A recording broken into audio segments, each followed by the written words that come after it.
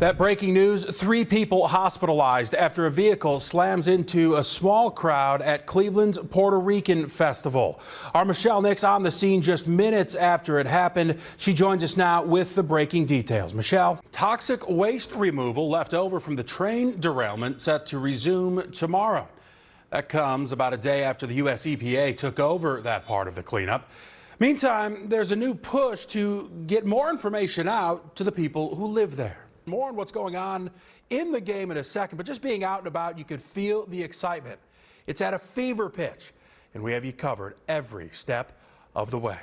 Michelle Nix begins our team coverage live right now among the fans at Progressive Field. Michelle, what a range of emotions tonight. Excited, nervous. That's playoff baseball.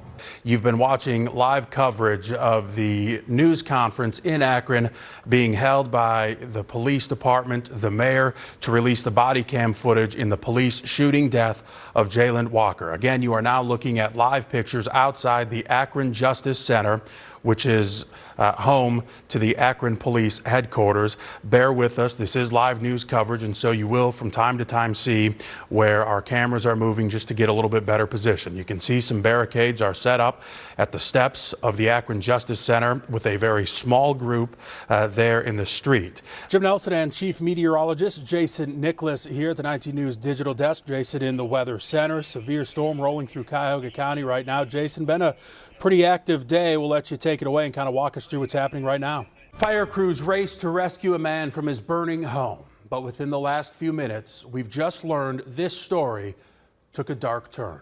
Good evening.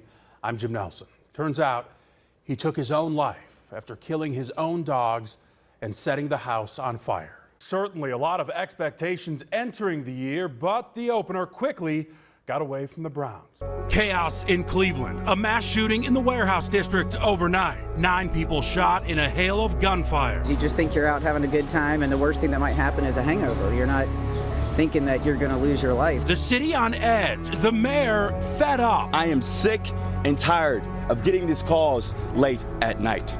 I'm sick and tired of hearing from our residents and victims of gun violence. 19 News is everywhere as police search for the gunman. Live team coverage starts right now. That gunman in this morning's mass shooting still out there tonight. Thanks so much for joining us at 11. I'm Jim Nelson. As promised, we would bring you these live pictures from Hopkins International Airport, where the American League Central Division champions, Cleveland Guardians, have just pulled up to the stairs. They're getting everything situated right now before the team will, we expect any second now, start to file out of that charter plane just in from Dallas-Fort Worth after the Guardians beat the Texas Rangers. It was actually a Chicago White Sox loss that clinched the division championship, but the Guardians took care of business themselves just for good measure with that win against the Rangers. So that plane has just pulled up. Our Michelle Nix has been there all night as we see that worker set to open the door. If we can, let's bring in Michelle, at least pull her microphone up. Michelle, the fans have to be excited. And I'm Jim Nelson. You're going to wake up to some thunder and heavy rain. Chief Meteorologist Jason Nicholas tracking when the storms will roll in hour by hour in this 19 First Alert. Yeah. A convicted killer now facing serious time behind bars. James Claytor, convicted of murdering a man in Bedford last July. He and the victim, Aaron Swift, knew each other. Claytor will be sentenced later this week. 3 teens shot downtown Cleveland. Police telling us they were at a party at an Airbnb on Euclid near 30th when someone opened fire. A 14-year-old girl as well as 2 teenage boys were rushed to the hospital. Police still searching for the shooter. Our 19 minutes of nonstop news continues, and so too does the fight for an open seat in Congress. The 2 top contenders, Nina Turner and Shontel Brown, turning up the heat. They certainly are. Our Harry Boomer at a rally of support for Turner, and he spoke exclusively with Shontel Brown. He's live now on the latest with this she said battle, Harry. Pfizer coming out with promising data about a coronavirus vaccine booster. The company says it will apply for emergency use authorization for a third shot soon. Researchers say a booster shot 6 to 12 months after full vaccination is likely to provide the highest level of protection, especially against the highly contagious Delta variant. Studies show antibody levels are 5 times higher for those who get the booster.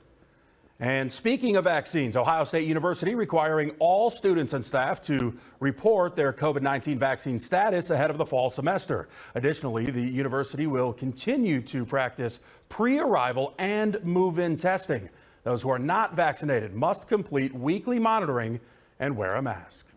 The 19 First Alert traffic update. Jason, well, the Cleveland Guardians, when you hear that, you probably think about the baseball club, right? The new name coming in 2022. But what about the Cleveland Guardians roller derby squad? Dan DeRose here now to talk about a potential copyright battle facing the Indians. You're probably a big Cleveland Guardians roller derby fan. I've seen the posters on your desk. Everybody knows about them. That was 19 straight minutes of news, and we are just getting started. Remington now paying the families of victims in the Sandy Hook massacre. Coming up, we'll tell you how much the gunmaker settled for in court. Property owners clean up a property after a homeowner calls for action, but now she's saying their job was half done. A TikTok star fighting for his life after a movie theater shooting that left a young woman dead. The breaking details coming up. And a mom and dad just charged for leaving their 3 young children alone in a hot car. Today, police released body cam footage of the confrontation. We'll have that all new at 5.